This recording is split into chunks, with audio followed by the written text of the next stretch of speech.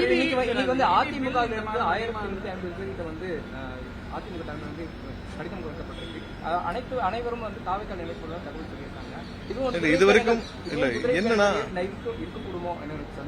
கட்சியில இருந்து அங்க இருக்கிற அடிப்படை உறுப்பினர்கள் அங்க இருக்கிற வேற நிர்வாகிகள் விலகி வந்தால் கூட குதிரை பேரம்னா என்ன அர்த்தம்? சரி, ஒவ்வொரு கட்சியில இருந்து பல ஆயிரக்கணக்கான விலகி வந்து சேர்றாங்க. அது எப்படி நீங்க குதிரை பேரம்? குதிரை பேரம்ன்றது வந்து யாரையாவது போய் நீங்க எங்களோட எம்எல்ஏ பேரம் பேசினாங்க பாருங்க, 40 கோடி தர 50 கோடி பணமும் கைப்பற்றப்பட்டிருக்கு, பேசின நபர்களும் கைப்பற்றப்பட்டிருக்காங்க, பிடிக்கப்பட்டிருக்கார்கள். அவங்க பேசின கான்வர்சேஷனும் ஆன் ரெக்கார்டு இருக்கு, அனைத்திற்கும் ஆதாரம் இருக்கு. நாங்கள் யாரிடமோ பேசியிருக்கோமா? யாரிடமும் எந்த உத்தரவாதம் எதுவும் கிடையாது. அவர்களாக விரும்பி அவர்கள் கட்சியில் தாக்கு பிடிக்க முடியாது விலகி வந்திருக்காங்க. இப்ப எங்களிடம் எங்க எம்எல்ஏ பேசினாங்க பாருங்க, அதான் குதிரை பேரம். இன்னைக்கு அங்கிருந்து 1000 பேர் அவங்க நிர்வாகிகள் அவங்களோட தலைமை பிடிக்காமல் அவங்களோட தலைவர் முன்னாடியே அவங்க பொதுச்செயலர் முன்னாடியே நீங்க கட்சியை விட்டு வெளியே போங்கன்னு சொல்லி இன்னைக்கு அங்க பேசிட்டு வர்றவங்களுக்கு பேர் எப்படி குதிரை பேரம்?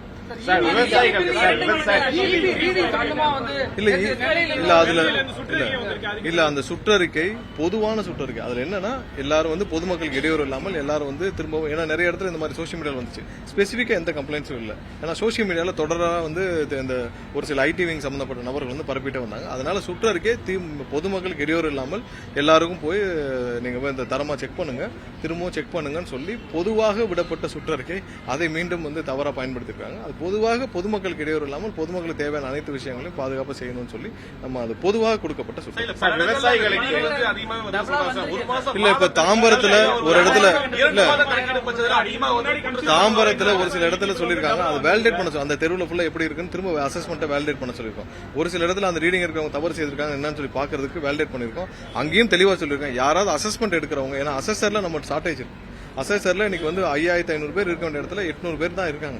அசஸர்ல ஷார்டேஜ் இருக்கு. அந்த மாதிரி யாராவது தவறுதலாக எடுத்திருக்கும் பட்சத்தில் அவர் மீது நடவடிக்கை எடுக்கவும் நம்ம உத்தரவிட்டு சொல்லியிருக்கோம். அது சம்பந்தமா நாளை காலையில கூட சிஎம்டி லெவலில் அனைத்து மண்டல அளவிலையும் அந்த நிர்வாக அளவிலையும் வந்து வீடியோ கான்பரன்சிங் மூலமாக மீட்டிங் ஏற்பாடு செய்யப்பட்டிருக்கு.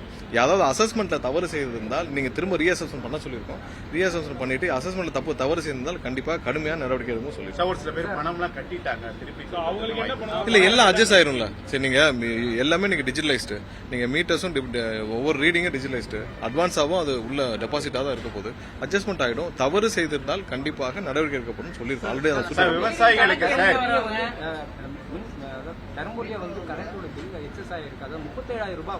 ஸ்பெசிபிக் கம்ப்ளைண்ட்ஸ் எல்லாத்தையும் நாங்க வந்து எடுத்து வேலிடேட் பண்ணிட்டு இருக்கோம். பட் 19 ஒரு சில பேர் போட்டிருக்காங்க. நாங்க போன வாரத்துல இருந்து 2 வாரமா அதுக்கு வந்து நிறைய ரெஸ்பாண்ட் பண்ணிருக்கோம்.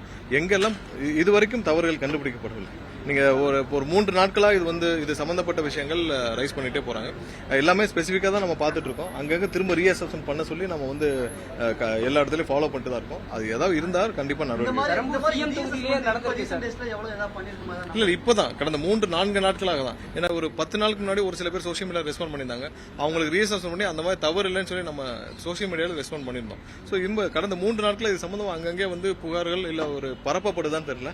ஸோ அதனால வர்ற புகார்களை வைத்து நம்ம வந்து ரீஅசஸ்மெண்ட் ஒரு சில இடங்கள்ல தான் இப்ப நான் சொல்ற குறிப்பிட்டது ஒரு 7-8 இடங்கள்ல சொல்லியிருக்காங்க. அது ரீஅசஸ்மெண்ட் உத்தரவிட்டிருக்கோம்.